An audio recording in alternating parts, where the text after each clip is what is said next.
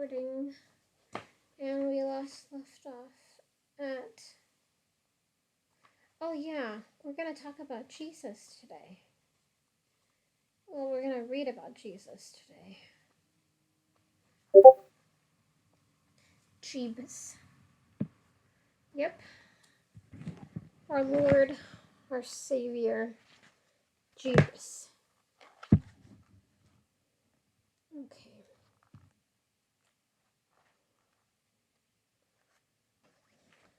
So, I think this one might be a longer chapter. Let me see.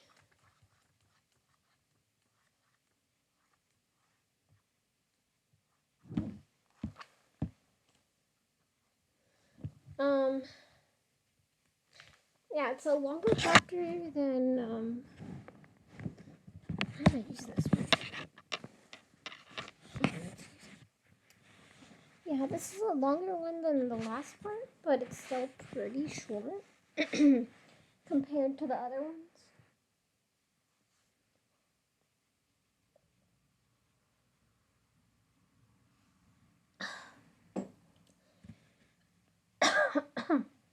Can I just say that I love water? Oh, also, I got, well, I lost a subscriber. I don't know who it was, but I gained 2 more. So, the subscriber I lost was my 7th subscriber. Yeah, because I had 7, and then they unsubscribed, and then I had 6, and now 2 more have joined in on the party. So thank you for subscribing. I really appreciate that. I'm not trying to make a career out of this, but that'd be cool.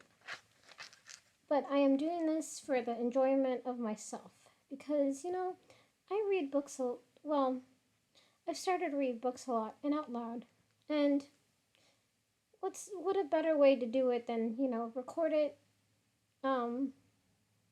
have comments on it all throughout the reading, and, you know, just having other people listen to it without, you know, having to pay for, you know, audiobooks and whatnot. This feels more in tune, more personal and interpersonal. Alright, so we're gonna go to part 6. Part 6, let me just get, excuse me, get the light. I should really have my glasses on, because, you know, I need my glasses, but I haven't been wearing them. Okay. Is that good? You know what? I don't need my glasses. I probably do. You know what?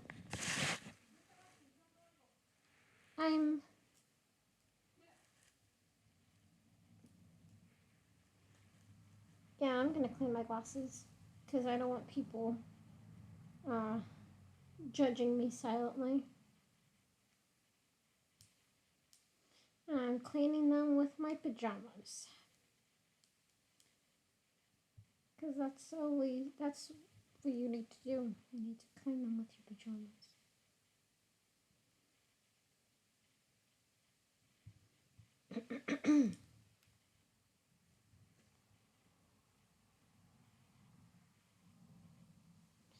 Alright, so we'll do that.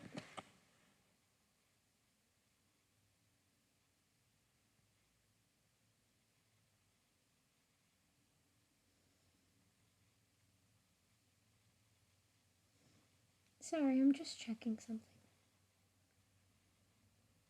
It's already 4 minutes? Really? Wow. I thought it was like 2 minutes since I started recording, but now it's almost 5 minutes. Jeez. Jesus. Okay. I'm gonna start, because I want to spend time with my boyfriend after. Alright. So we're gonna go into part 6. Part 6 is Birth of Jesus to his death. Um, so the angel Gabriel was sent to a fine young woman named Mary. He told her that she would have a child who would rule as king forever. The child Jesus was born in a stable where shepherds visited him. Later, a star guided men from the east the young child. We learned about we learned who caused them to see that star and how Jesus was saved from the efforts to kill him. Next, we find Jesus when he was 12 years old, talking with the teachers in the temple. 18 years later, Jesus is baptized and he began the kingdom preaching and teaching work that God sent him to earth to do. To help him in this work, Jesus chose 12 men and made them his apostles. Apostle? Yeah, I think it's apostles. Not apostles. I don't think you.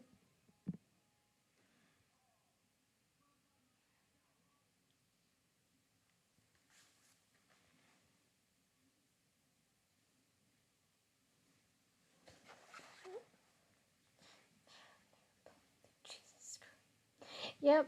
Yeah, they are. They really are, though. They don't care about what happened during his childhood or whatever. I want to know Jesus when he was going through puberty and when he was having fits as a child. I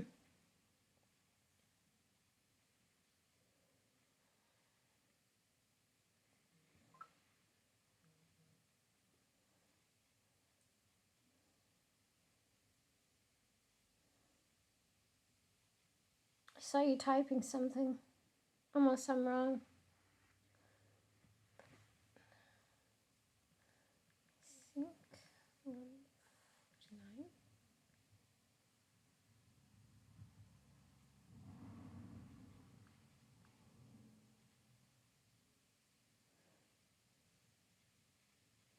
Apostle. Okay.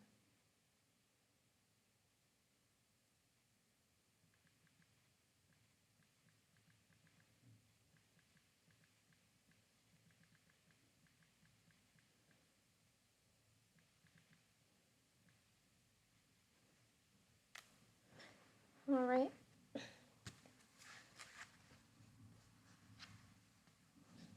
Yeah, so 18 years later, Jesus was baptized. Yeah, 18 years later, Jesus was baptized and he began work. He began the kingdom preaching and teaching work that God sent him to earth to do. To help him in his work, Jesus chose 12 men and made them his apostles. Jesus also did many miracles. He fed thousands of people with only a few small fishes and a few loaves of bread. He healed the sick and even raised the dead. Finally, we learn about the many things that happened to Jesus during the last day of his life and how he was killed. Jesus preached for about 3.5 years. So, part 6 covers a period of a little more than 34 years. Don't tell me you want to. Cool.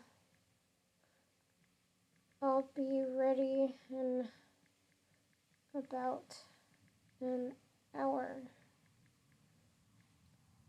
I think Junior wants to come to my island to sell turnips. All right, so yeah. So part 6 covers a period of a little more than 34 years. So now we go on to chapter 84. An angel visits Mary. This pretty woman is Mary. Yeah, this pretty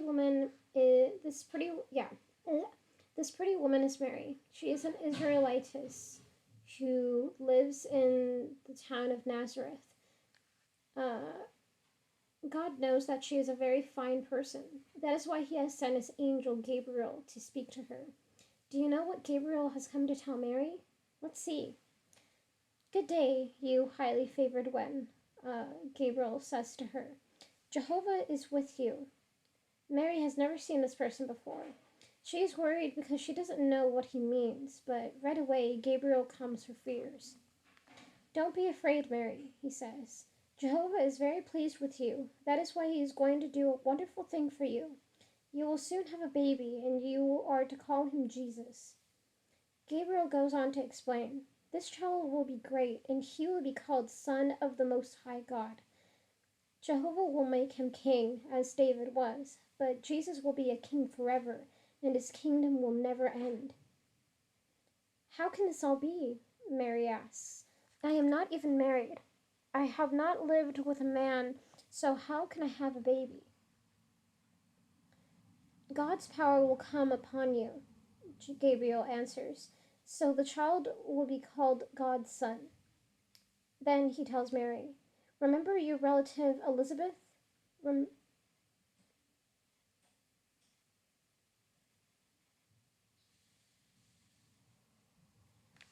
Sorry, hold on.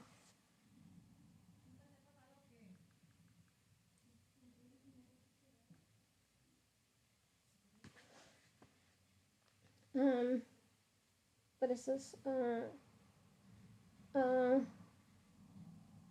where was I? Oh, okay. Uh, then he tells Mary, remember your relative Elizabeth. People said that she was too old to have children, but soon now she will have a son. So you see, there is nothing that God can't do. Right away, Mary says, I am Jehovah's slave girl. May it happen to me just as you have said. The angel then leaves. I'm Jehovah's slave girl. that's that's very funny. Kinky. I wonder. Probably girls say that to their boyfriends that are fucking. Their names are fucking Jesus. She calls God Daddy. Yeah, she does. Um. Then the angel then leaves. Mary hurries off to visit Elizabeth. When Elizabeth hears Mary's voice, the baby inside Elizabeth jumps for joy. Elizabeth is filled with God's Spirit, and she says to Mary, you are especially blessed among women. Mary stays with Elizabeth for about 3 months and then goes back home to Nazareth. Mary's about to get married to a man named Joseph, but when Joseph learns that Mary is going to have a baby, he doesn't think he should marry her. Then God's angel says to him, don't be afraid to take Mary to be your wife, for it is God who has given her a son. So Mary and Joseph get married and they wait for Jesus to be born. Chapter 85. Jesus born in a stable. Do you know who this little baby is? Yes, it is Jesus. He has just been born in a stable. A stable is where animals are kept. Mary is laying Jesus in the manger.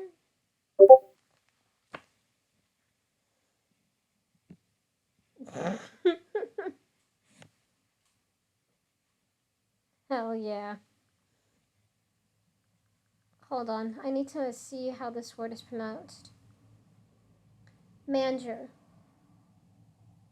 No, not manager. Manger.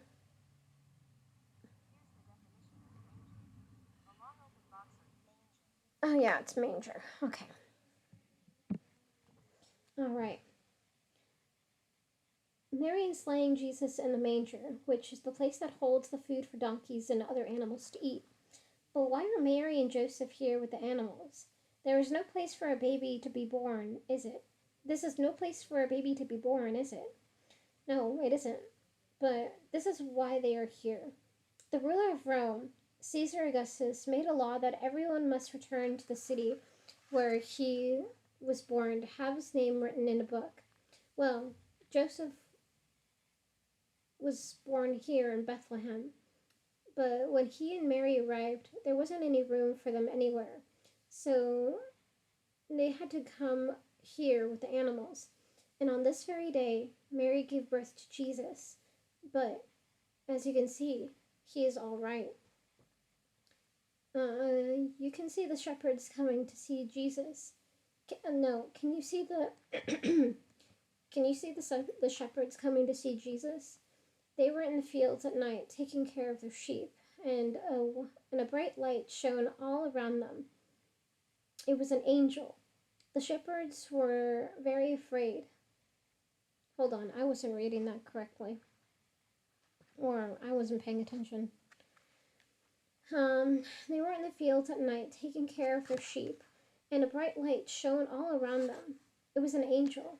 The shepherds were very much afraid, but the angel said, "Don't be afraid. I have good news for you. Today in Bethlehem, Christ the Lord was born. He will save the people. You will find him wrapped in cloths and lying in a manger." Suddenly, many angels came and began praising God. So right away, these shepherds hurried to look for Jesus, and now they have found him. Do you know why Jesus is so special? Do you know who he really is? Remember in the first story of this book we told about God's first son? This son worked with Jehovah in making the heavens and the earth and everything else. Well, this is who Jesus is. Yes, Jehovah took the life of his son from heaven and put it inside Mary. Right away, a baby began to grow inside her, just as other babies grow inside their mothers. But this baby was God's son. Finally, Jesus was born here in a stable in Bethlehem. Can you see now why the angels are so happy to be able to tell people that Jesus had been born? All right. Chapter 86. Men guided by a star. Can you see that bright star on one of these men is pointing to? When they left Jerusalem, the star appeared. These men are from the east, and they study the stars. They believe that this new star is leading them to someone important.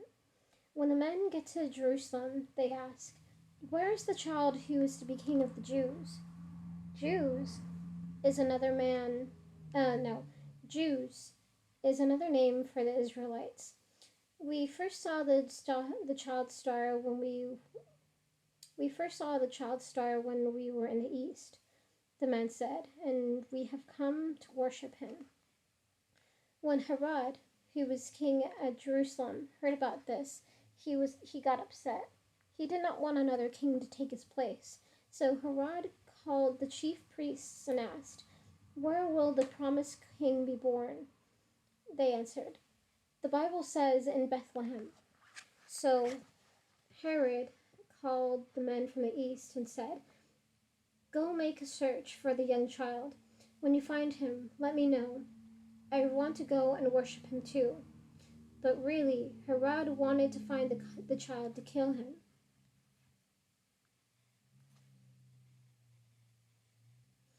Hold on, I just need to answer this snap.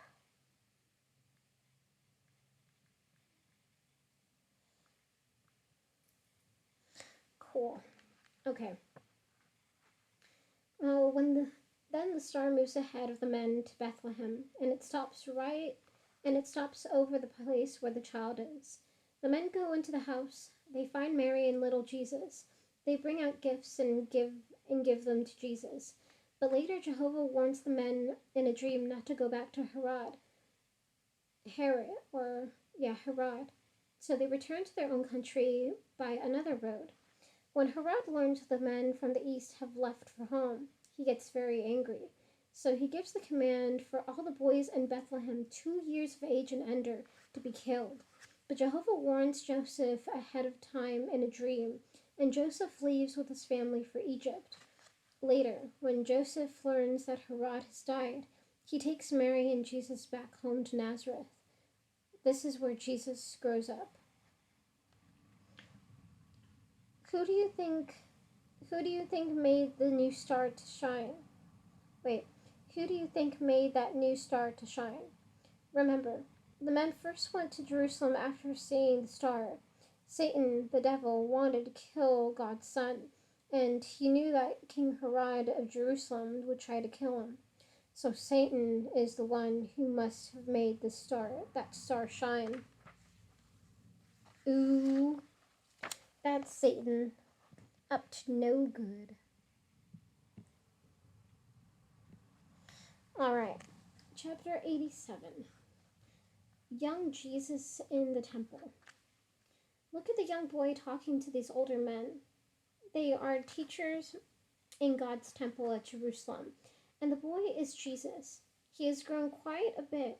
Now he is 12 years old. The teachers are very surprised that Jesus knows so much about God and the things written in the Bible. But why aren't Joseph and Mary here too? Where are they? Let's find out. Every year, Joseph brings his family to Jerusalem for the special celebration called the Passover. It's a long trip from Nazareth to Jerusalem.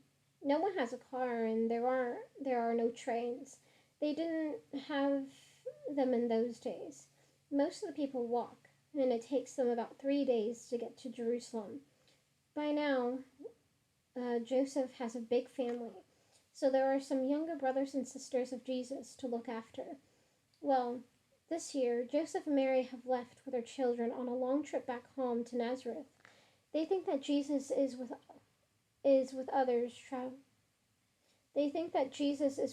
traveling along. But when they stop at the end of the day, they can't find Jesus. They look for him among their relatives and friends, but he's not with them. So they return to Jerusalem to look for him there. At last they find Jesus here with the teachers. He's listening to them and asking questions, and all the people are amazed at how wise Jesus is. But Mary says, "Child, why have you done this to us? Your father and I have been very worried trying to find you." "Why did you have to look for me?" Jesus answers. "Didn't you know that I had to be in the house of my father?" Yes, Jesus loves to be where he can learn about God. Isn't that the way we should feel too? Back home in Nazareth, Jesus would go to meetings of worship every week because he always paid attention. He learned many things from the Bible. Let's be like Jesus and follow his example. I don't want to be pinned to a cross. I don't think that's preferable. All right. He also sounds like a nerd. Dude, yeah, I think Jesus is one big fucking nerd. Okay. So, on to chapter 88. John baptizes Jesus. See the dove coming down on the man's head? The man is Jesus. He's about 30 years old now, and the man with him is John. We already learned something about him. Do you remember when Mary went to visit her relative Elizabeth, and the baby inside Elizabeth jumped for joy? That unborn baby was John. But what are John and Jesus doing now? John has just dipped Jesus into the waters of the Jordan River. This is how a person is baptized.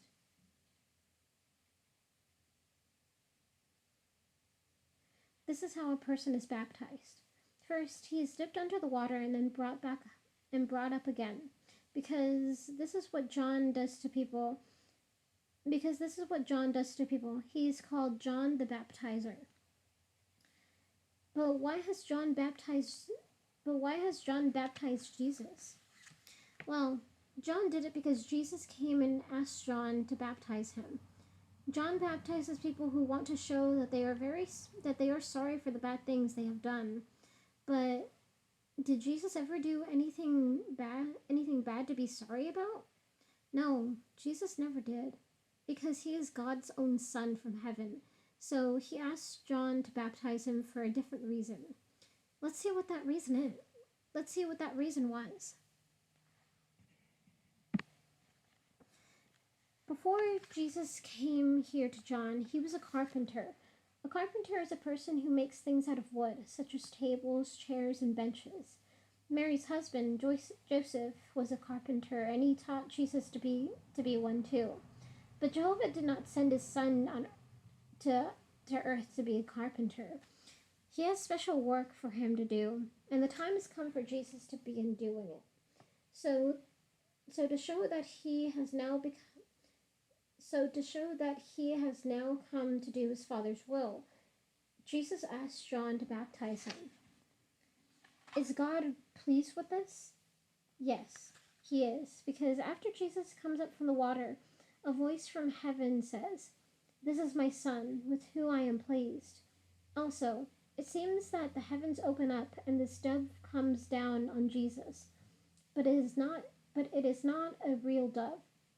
It only looks like one. It is really God's Holy Spirit. Now Jesus has a lot to think about, so he goes away to a lonely place for 40 days. There, Satan comes to him. 3 times Satan tries to get Jesus to do something against God's laws, but Jesus won't do it.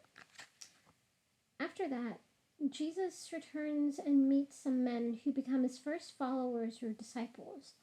Some of their names are Andrew, Peter, also called Simon, Philip, Nathanael, also called Bartholomew. Jesus and these new disciples leave for the district of Galilee. In Galilee, they stop at Nathanael's hometown of Cana. There, Jesus goes to a big wedding feast and does his first miracle. Do you know what it is? He turns water into wine. All right.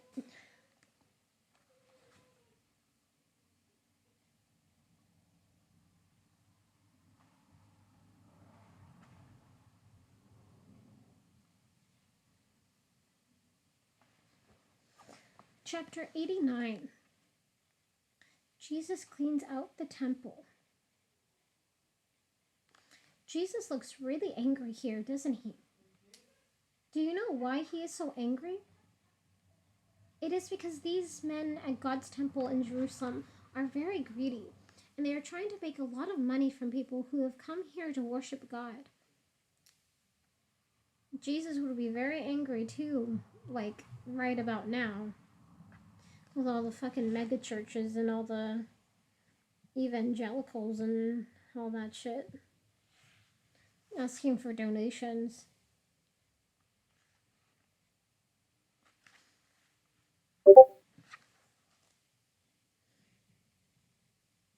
Yeah. Those people are going to hell. Just like you and me, babe.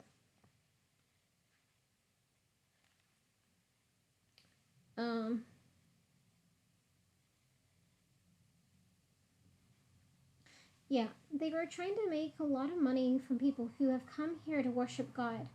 Do you see all those young bulls and sheep and doves?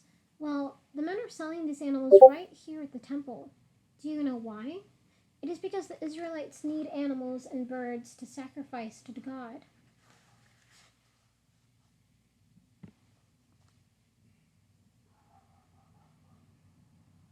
Oh, nice. Cool. I just gotta convert to Judaism. Judaism, then. Am I saying that right? Judaism.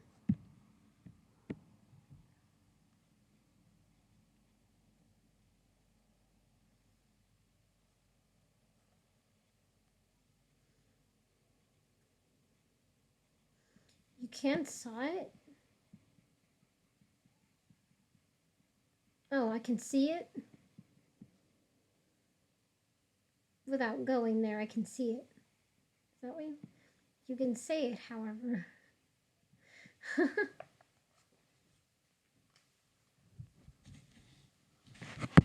sorry, I'm just adjusting myself. Okay.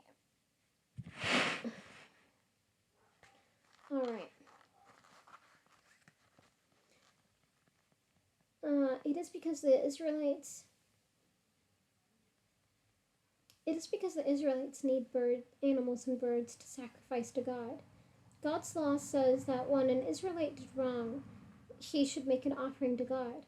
But there are other times too.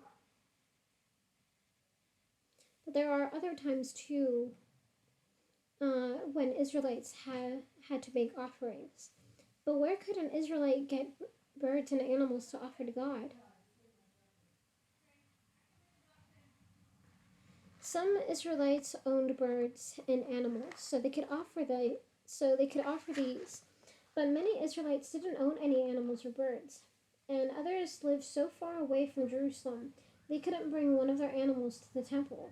So the people came here and bought the animals or birds they needed. But these men were charging the people too much money. They were cheating the people. Besides that, they should not be selling right here in God's temple. This is what makes Jesus angry.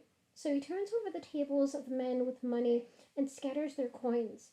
Also, he makes a whip from ropes and drives all the animals out of the temple. He commands the men who are selling the doves, "Take them out of here. Stop making my father's house a place for making a lot of money." Some of Jesus' followers are with him here at the temple in Jerusalem. They are surprised at what they see Jesus doing. Then they remember the place in the Bible where it says about God's Son, "Love for God's house will burn in him like a fire." While Jesus is here in Jerusalem attending the Passover, he does many miracles. Afterward, Jesus leaves Judea and begins his trip back to Galilee. But on his way, he goes through the district of Samaria. Let's see what happens there. All right. Chapter 90. With the woman at the well. Jesus is stopped to rest by a well in Samaria. His disciples have gone into town to buy food. The woman Jesus is speaking to has come to get some water. He says to her, "Give me a drink." "Get the drink yourself, you lazy bitch." Like, if they added, like, "Could you give me a drink, please?" I feel like that'd be much better than "Give me a drink." I don't know, man.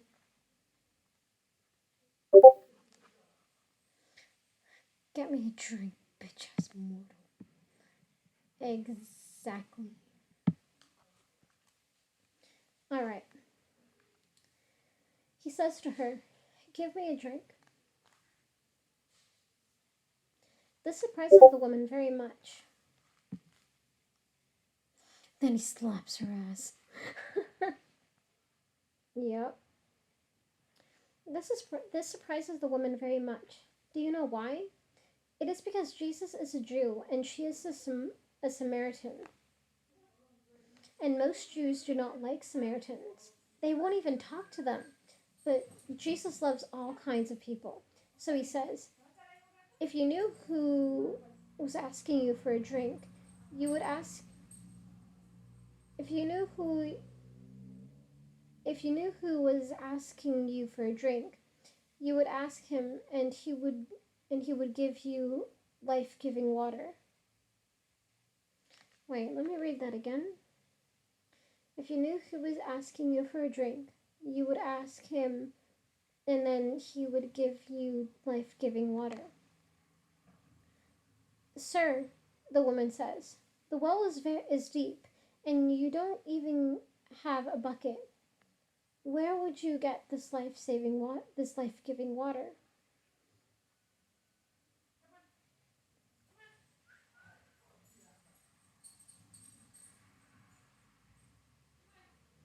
If you drink water from this well, you will get thirsty again." Jesus Jesus explains, "But the water I will give can make a person live forever."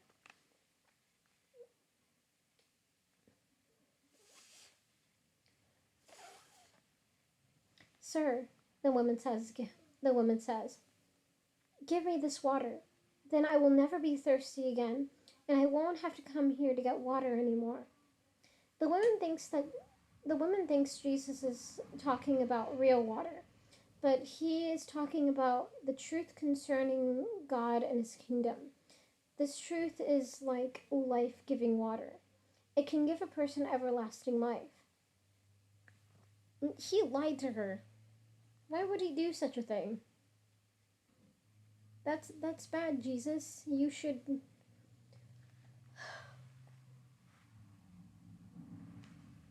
That's bad. You have sinned.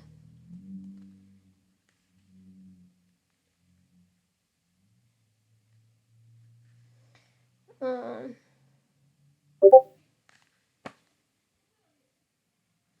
I didn't lie. I was being metaphorical. Yep.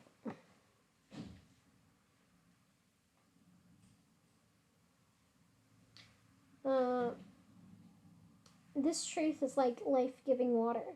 It can give a person everlasting life.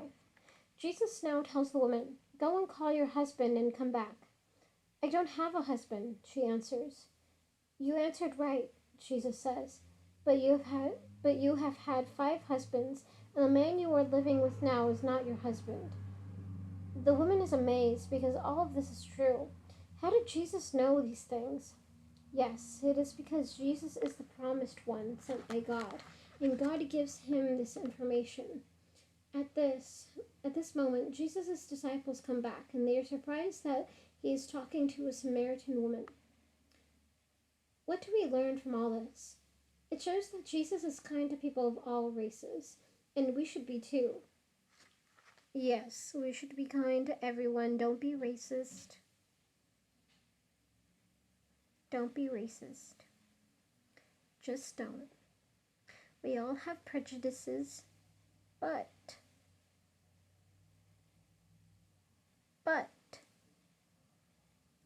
you should know it's not right. And if you would have something bad to say, keep it to your damn self, or say it back, but at you. Go in the mirror and say what you were gonna say, some racist ass shit, and say it to you. And see how you like it. Don't be racist. PSA. Thank you. What do we learn from all of this? It shows that Jesus is kind to people of all races. And we should be too. We should not think some people are bad just because they are of a certain race. Jesus wants all people to know the truth that leads to everlasting life. And we too should want to help people learn the truth.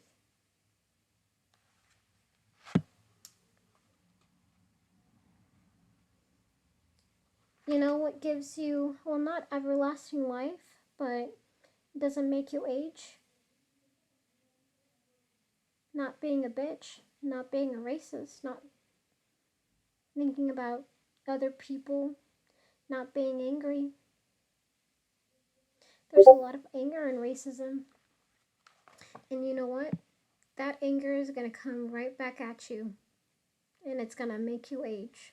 So if you want to be young for a long time, don't be angry. Don't be racist. Just love everyone. PSA. Alright. Chapter 91. Jesus teaches on a mountain. See Jesus sitting here? He's teaching all these people on the mountain of Galilee.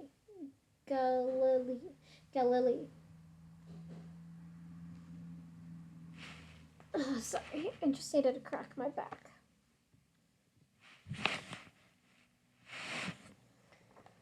Okay. See Jesus sitting here? He's teaching all these people on the mountain of Galilee. Those sitting closest to him are his disciples. He has chosen 12 of them to be apostles. The apostles are Jesus' special disciples. Do you know their names? There is Simon Peter and his brother Andrew. Uh, there are James and John, who are brothers too. Another apostle is also named James, and another one is also called Simon. Two apostles are named Judas. One is Judas Iscariot, and the other Judas is also called by the name of Hadeus.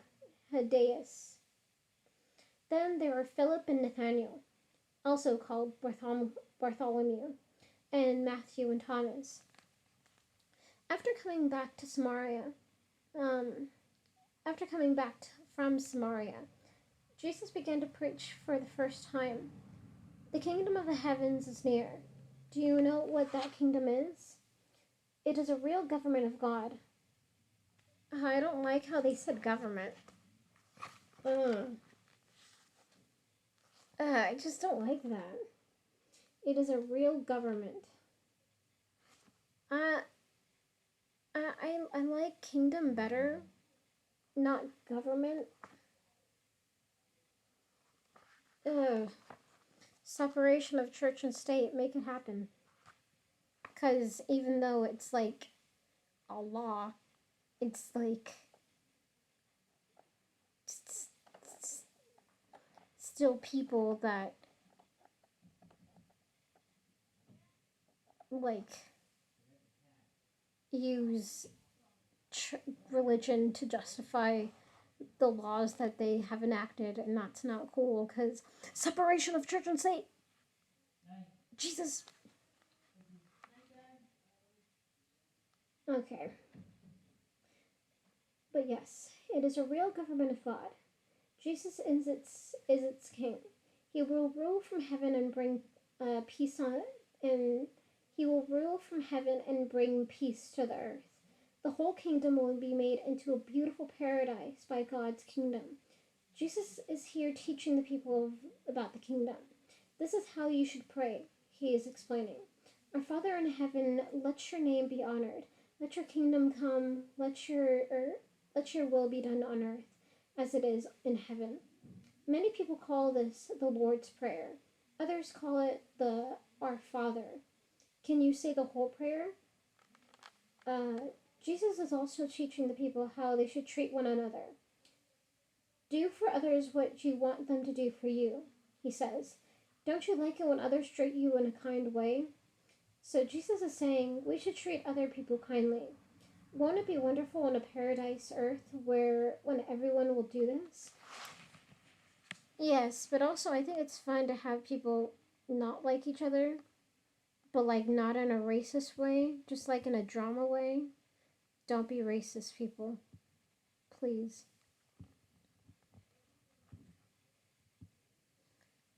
Racism will get you nowhere.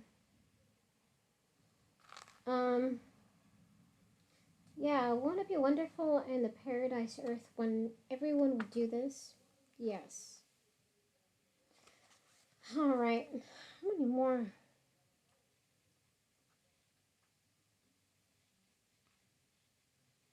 Okay.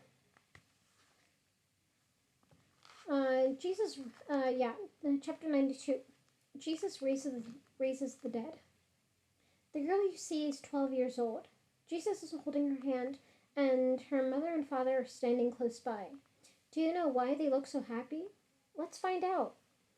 The girl's father is an important man named Jairus. Yeah, I'm gonna say Jairus. One day, his daughter becomes sick and she is put to bed, but she does not get any better. She only gets sicker and sicker. Jairus and his wife are very worried because it looks like their little girl is going to die. She is their only daughter. So Jairus goes to look for Jesus. He has heard about the miracles Jesus is doing. When Jairus finds Jesus, there's a big crowd around him. But Jairus gets through the crowd and falls at Jesus' feet. "My daughter is very, very sick," he says. "Please come and make her well," he begs. Jesus says that he will come. Uh, as they walk along, the crowds keep to the crowds keep pushing to get closer. Suddenly, Jesus stops. "Who touched me?" he said. Jesus felt power go out from him, so he knows that someone touched him. But who? It is a woman who has been very sick for 12 years. She has come up and touched Jesus' clothes and was healed. This makes Jairus feel better because he can now see how easy it is for Jesus to heal someone. And then a messenger comes. "Don't bother Jesus anymore," he tells Jairus. "Your daughter has died." Jesus overhears this and says to Jairus, "Don't worry, she will be all right." When they finally get to Jairus' house, the people are crying with great grief. But Jesus says, "Don't cry. The child did not die. She is only sleeping." But they laugh and make fun of Jesus because they know she is dead. Jesus then takes the girl's father and mother and the three of his apostles into the room where the child is lying. He takes her by the hand and says, "Get up." And she comes to life, just as you see here. And she gets up and walks about. That is why her mother and father are so very happy. This is not the first person Jesus raised from the dead. The first one in the Bible tells about the first one the Bible tells about is the son of a widow who lives in the city of Nain. Later, Jesus also raises Lazarus, the brother of Mary and Martha, from the dead. When Jesus rules as God's king, he will bring many, many dead people back to life. Can't really be glad about that, unless they're racist or, psychopaths or, bad people. But if they're good people, yeah, go ahead, Jesus, do your thing. Okay, I'm gonna move myself again. All right.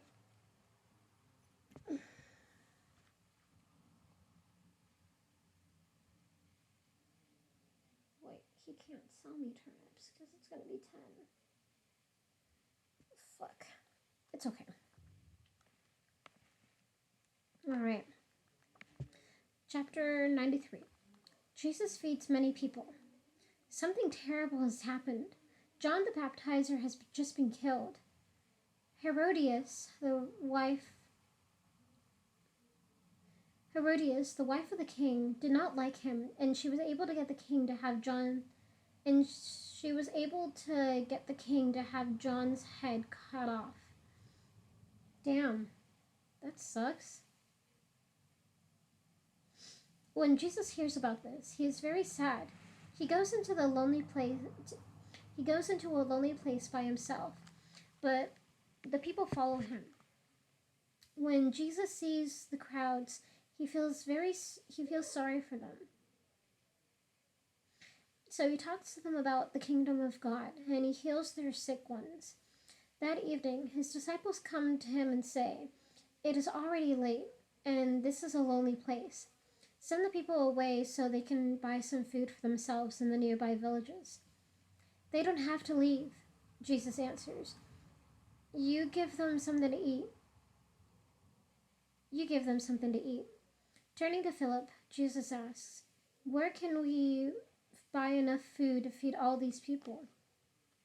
"It will cost lots and lots of money to buy enough for everyone to have only a little to eat, Philip answers. Andrew speaks up. "This boy who is carrying our food has 5 loaves of bread and 2 fishes, but it won't be nearly enough for all these people." "Tell the people to sit down on the grass," Jesus says.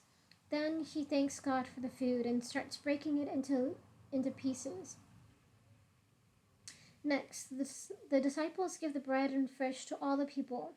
There are about 5,000 men and many more thousands of women and children. They all eat until they are full. And when the disciples gather up what is left over, there are 12 baskets full. Hold on.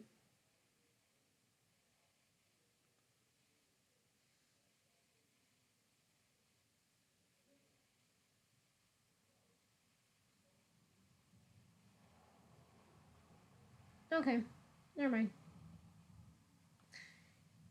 Uh, wait, no, let me see. Let me read that again. I'm just like, wait, how? I'm like computing everything. Tell the people to sit down on the grass, Jesus says. Then he thanks God for the food and starts breaking it into pieces. Next, the disciples give the bread and fish to all the people. There are 5,000 men and many more thousands of women and children. They all eat until they are full, and when the disciples gather up what is left over, there are 12 baskets full. Jesus now has his disciples get into a boat to go across the Sea of Galilee. Um, Galilee. Um, During the night, a big storm comes up and waves toss the boat this way and that way. The disciples are very much afraid. Then, in the middle of the night, they see someone walking toward them across the water. They cry out in fear because they do not know what they are seeing. Don't be afraid, Jesus says. It is I. They still can't believe it. So Peter says, If it is really you, Lord, tell me to walk across the water to you. Jesus answers, Come. And Peter gets out and walks on the water. Then he becomes afraid and begins to sink, but Jesus saves him.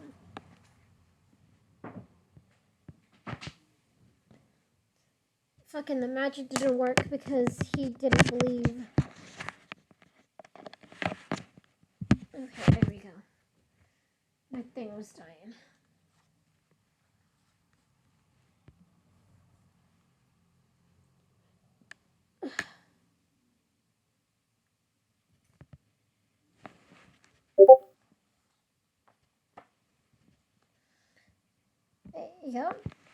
Yep, exactly. Later, Jesus again feeds thousands of people. This time he does so with 7 loaves of bread and only a few small fishes. And then again there is plenty for all. Isn't it wonderful how Jesus takes care of people?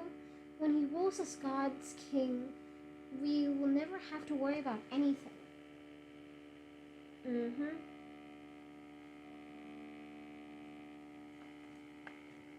Alright, chapter 94. He loves little children. That came out bad. Okay. Chapter 94. He loves little children. Look at Jesus here with his arms around the little boy. FBI, open up. Yeah. Exactly.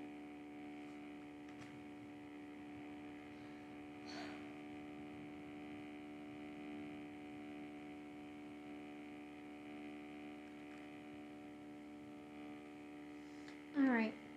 Look at Jesus here with his arms around the little boy.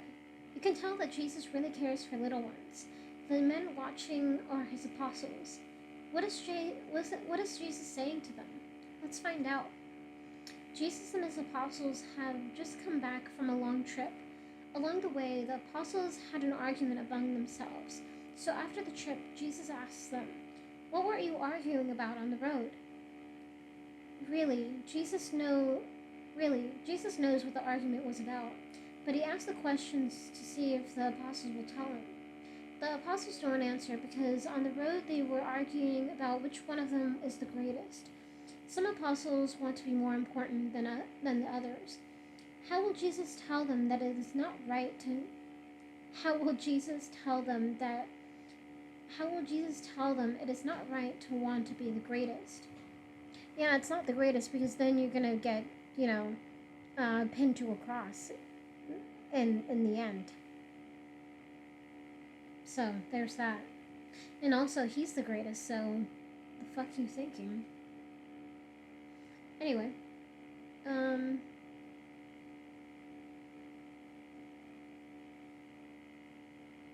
Yeah, how will Jesus tell them it is not right to want to be the greatest? He calls the little boy and stands him in front of all. In eh, He calls the little boy and stands him in front of them all. Then he says to his disciples, "I want you to know this for certain. Unless you change and become like young children, you will never get into God's kingdom. The greatest person in the kingdom is the one who becomes like this child." Do you know why Jesus said this? Because children are ignorant and children don't know what to think, so they rely on other people to help them think. They're kind of like, sheep. Just a thought. Well, very little children do not worry about being greater or more important than others are. So the apostles should learn to be more like children in this way and not quarrel about being great or important. There are other times too when Jesus shows there are other times too when Jesus shows how much he cares for little children. A few months later, some people bring their children to see Jesus. The apostles try to keep them away. But Jesus tells his apostles, "Let the children come to me and do not stop them, because the kingdom of God belongs to persons like them." Then Jesus takes the children in his arms and blesses them. Isn't it good to know that Jesus loves little children? I hope he loves them in a, not pedophilia way, but in a fatherly way. Yeah. Alright. Yeah, in a fatherly way. In an actual loving way.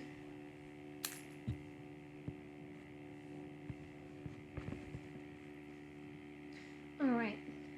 Chapter 95. The way Jesus teaches. One day, Jesus tells a man that he should love his neighbor. The man asks Jesus, "Who is my neighbor?" Well, Jesus knows that this man is thinking. Jesus knows what this man is thinking. The man thinks that only people of his own race and religion are his neighbors. Don't be racist or xenophobic or anything else. PSA, PSA. The man thinks that only people of his own race and religion are his neighbors. So let's see what Jesus says to him. Sometimes Jesus teaches by telling stories. That is what he does now. He tells a story about a Jew and a Samaritan. We have already learned about that most Jews do not like Samaritans.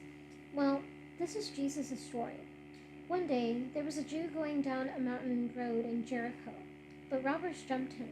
They took his money and beat him up until he was almost dead. Later, a Jewish priest came along the road. He saw the beaten-up man. Do you know what he did? Why, he just crossed over to the other side of the road and kept going. When another very religious person came along, he was a Levite. Did he stop? No, he didn't stop to help the beaten-up man either. You can see the priest and the Levite in the distance going.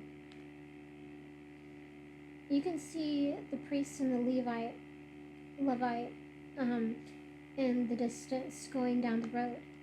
But see who is here with the beaten-up man. He is a Samaritan, and he is helping the Jew. He is putting some medicine on his wounds. Afterward, he takes the Jew to a place where he can rest and get well. After finishing the story, Jesus says to the man who asked him the question.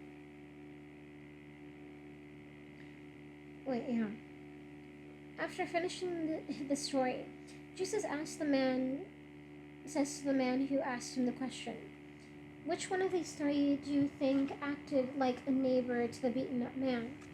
Was it the priest, the Levite, or the Samaritan?"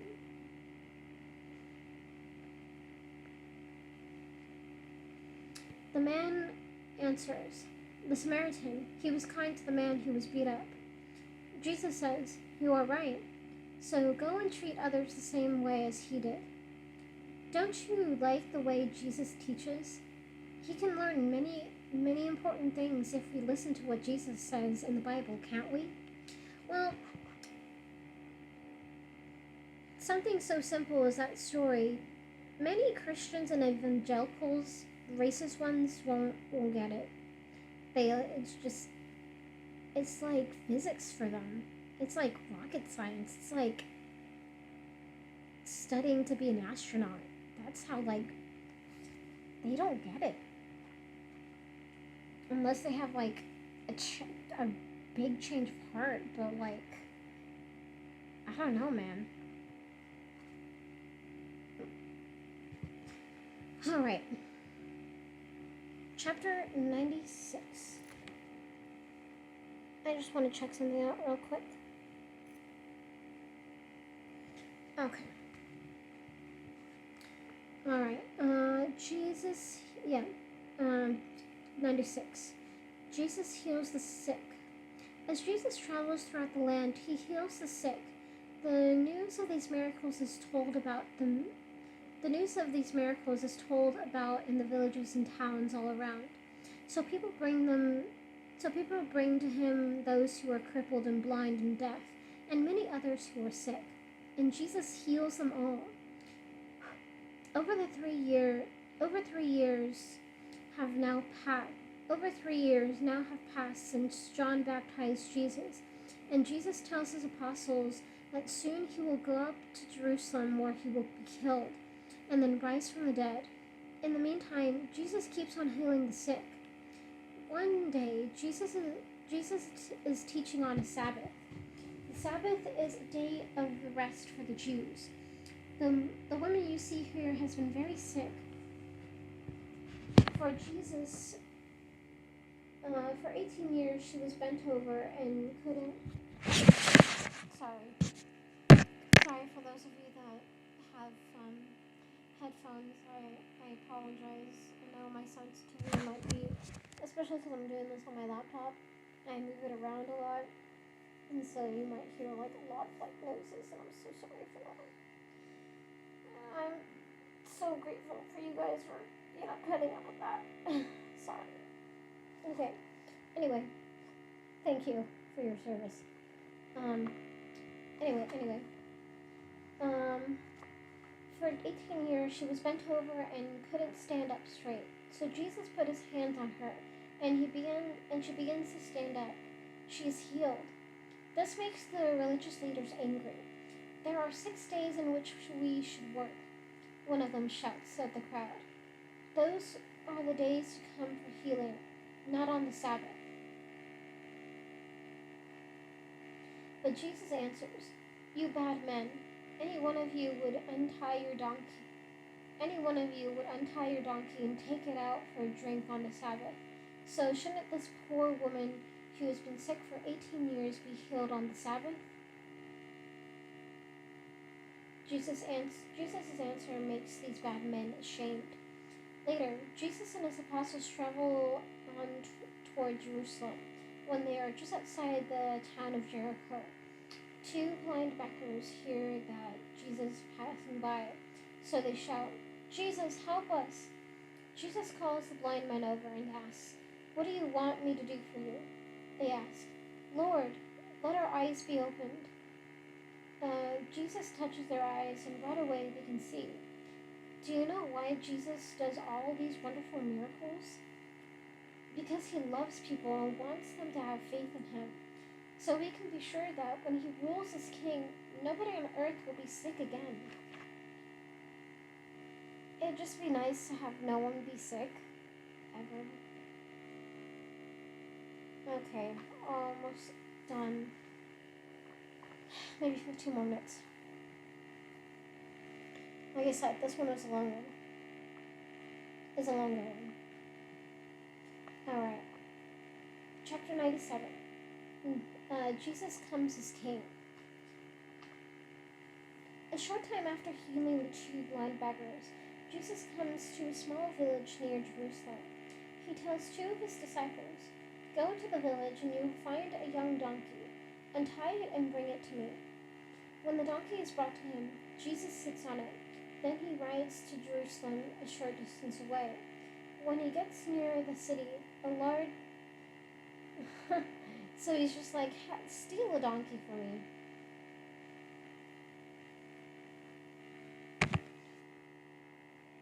That's literally what he just did. Yeah, find a young donkey, untie it, because it's probably someone's, but it's okay.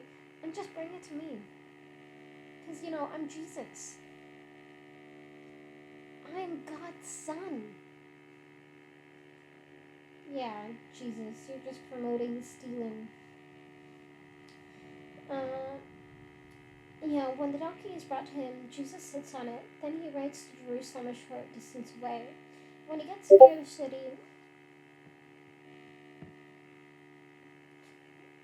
bring me the ass, dude. Yeah.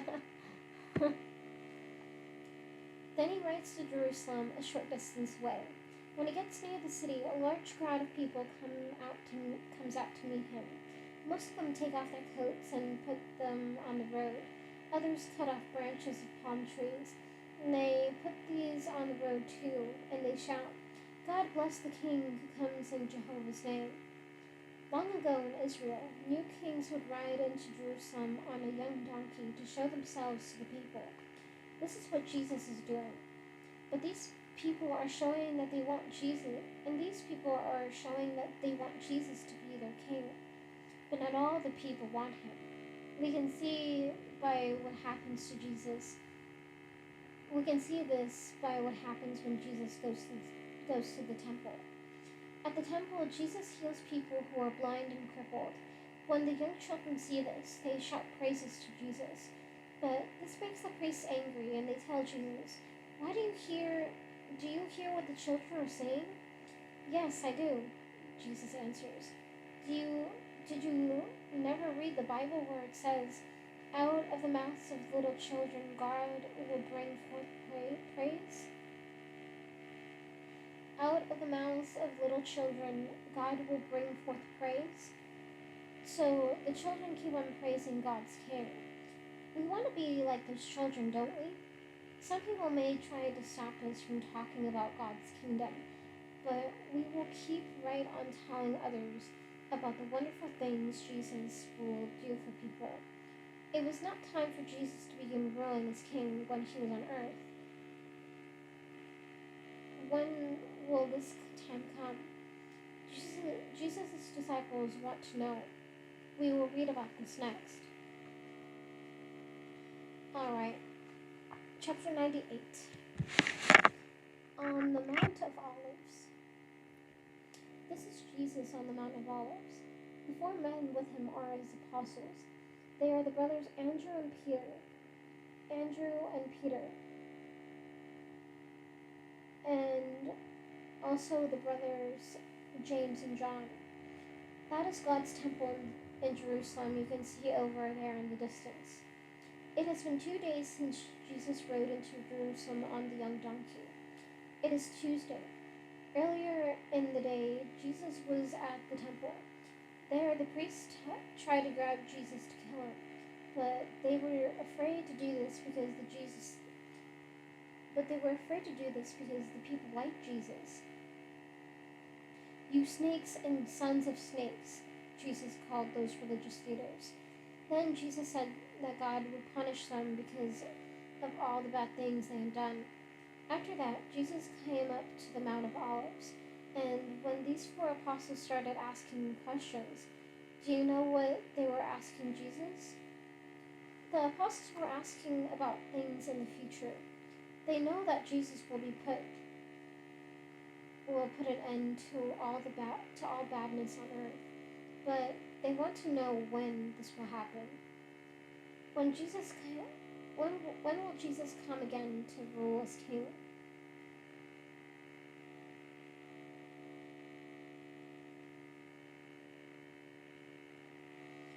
Oh, hold on, wait.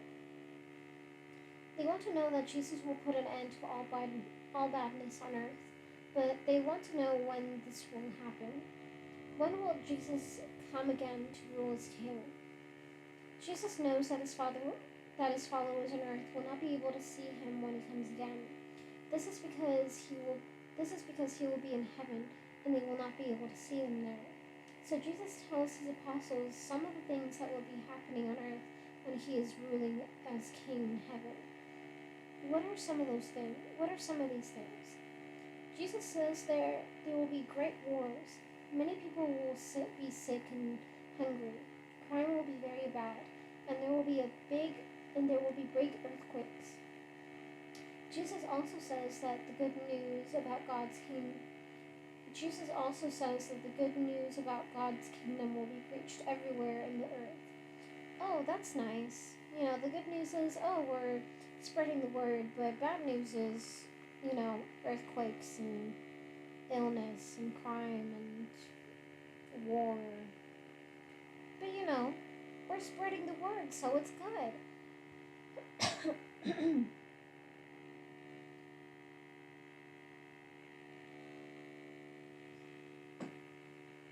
Okay.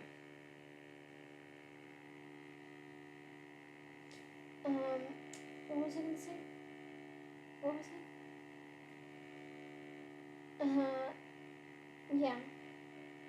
Jesus also says that the good news about God's kingdom will be preached everywhere in the earth. Have we seen these things happening in our time? Yes. So we can be sure that Jesus is now ruling in heaven. Soon he will put an end to all badness on earth.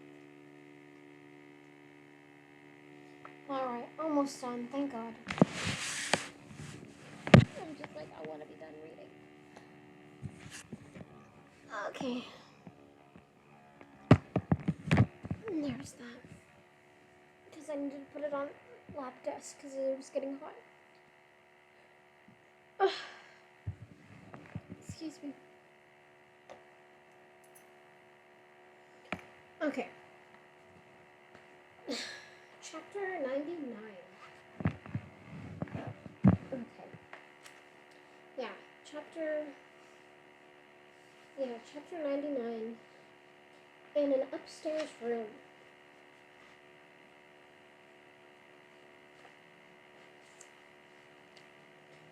It is Thursday night now.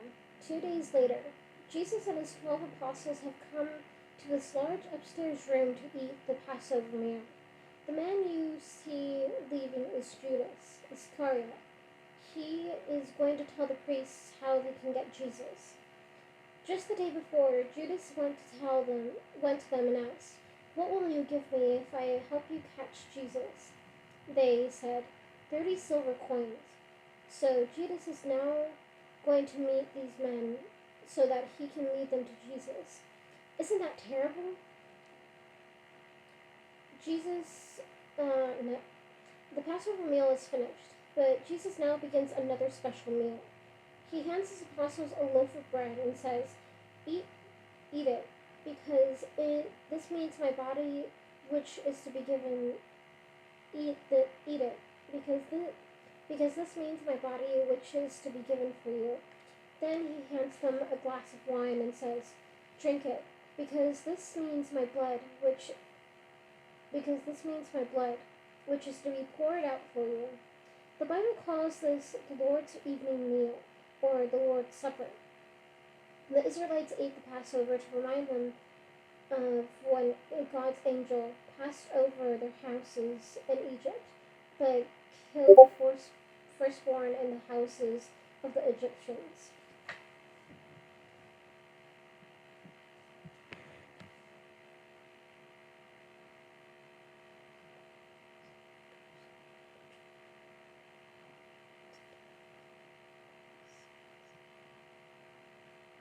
I think they get to that in the next thing. Yeah, I think they get to that in the next thing. I think they address that, yeah. But yeah, I remember that God knows, not God, Jesus knows that someone is going to betray him. But yes, The Israelites ate the Passover to remind them of when God's angel passed over their houses in Egypt, but killed the firstborn in the houses of the Egyptians. But now Jesus wants his followers to remember him and how he gave his life for them. And that is why he tells them to celebrate this special meal each year. After eating the Lord's evening meal, Jesus tells his apostles to be brave and strong in faith. Finally, they sing songs to God and then leave. It is very late now, probably past midnight. Let's see where they go.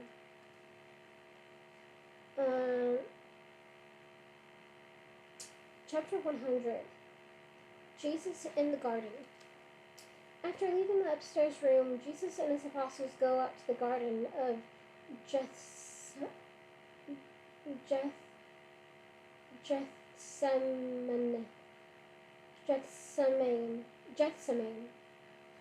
Out to the garden of Gethsemane. They have come here many times before. Jesus now tells them to keep awake and to pray. Then he goes a little distance away and gets face down to the ground to pray. Later, Jesus comes back to where his apostles are. What do you think they are doing? They are asleep. 3 times Jesus tells them they should keep awake. But each time he returns, he finds them sleeping. How can you sleep at a time like this? How can you sleep at a time like this? Jesus says the last time he comes back. The hour has come for me to be handed over to my enemies. Just at that moment, the noise of a large crowd can be heard. Look, the men are coming with swords and clubs, and they are carrying torches to give them light. When they are closer, someone steps out from the crowd and comes right up to Jesus. He kisses him, and as you can see here, the man is Judas Iscariot.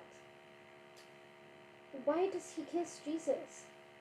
Jesus asks, Judas, do you betray me with a kiss? Yes, the kiss is a sign. It lets the men with Judas know that this is Jesus, the man they want. So Jesus' enemies step forward to grab him, but Peter is not going to let them take Jesus without a fight. He pulls out his sword that he has brought along and strikes the man near. The sword just misses the man's head and chops off his right ear, but Jesus touches the man's ear and heals it. Jesus tells Peter, return your sword to its place.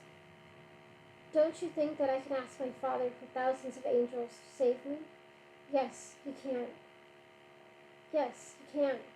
But Jesus doesn't ask God to send any angels, because he knows that the time has come for his enemies to take him.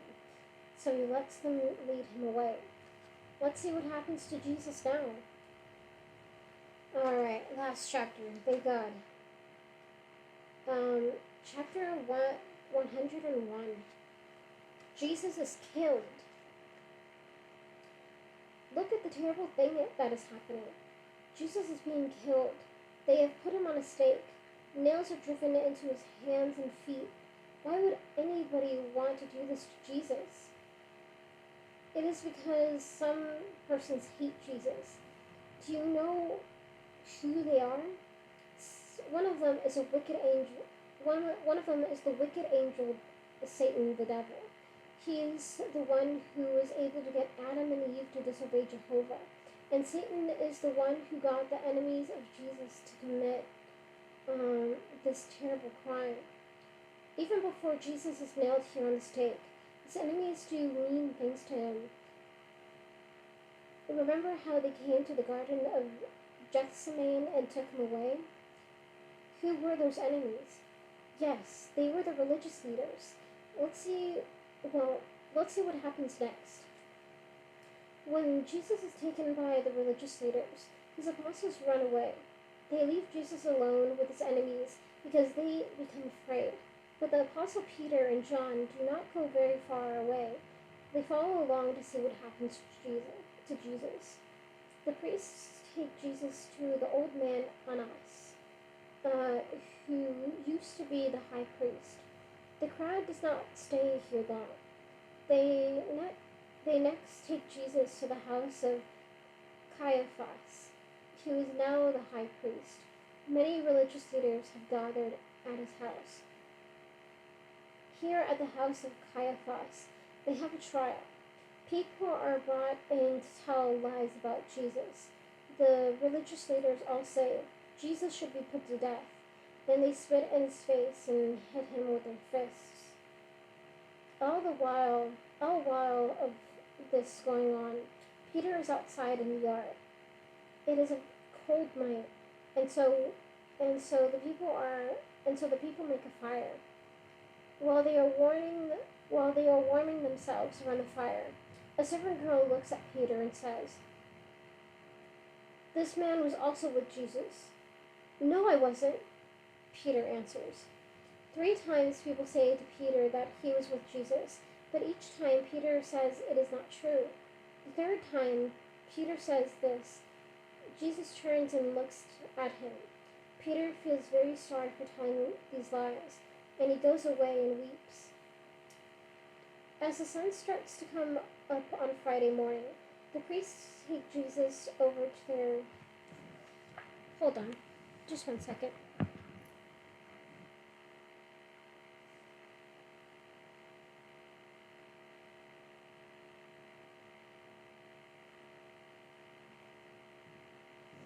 Okay, sorry, I thought I saw something in the corner of my eye.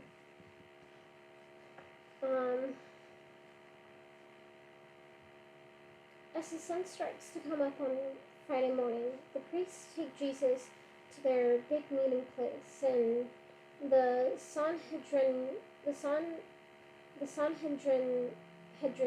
Hall. Here, they talk over what they are going to do with him. They take him to the Pontius Pilate. They take him to Pontius Pilate, the ruler of the district of Judea. "This is a bad man," the priest told Pilate. "He should be killed."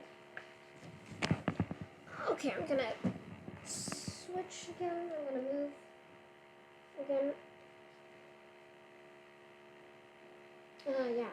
"This is a bad man," the priest told Pilate. "He should be killed." After asking Jesus questions, Pilate says, "I cannot see that he has done anything wrong." Then Pilate sends Jesus to Herod Antipas. Herod is the ruler of Galilee, but he is staying in Jerusalem. Herod can't see that Jesus has done anything wrong either, so he sends him back to Pilate.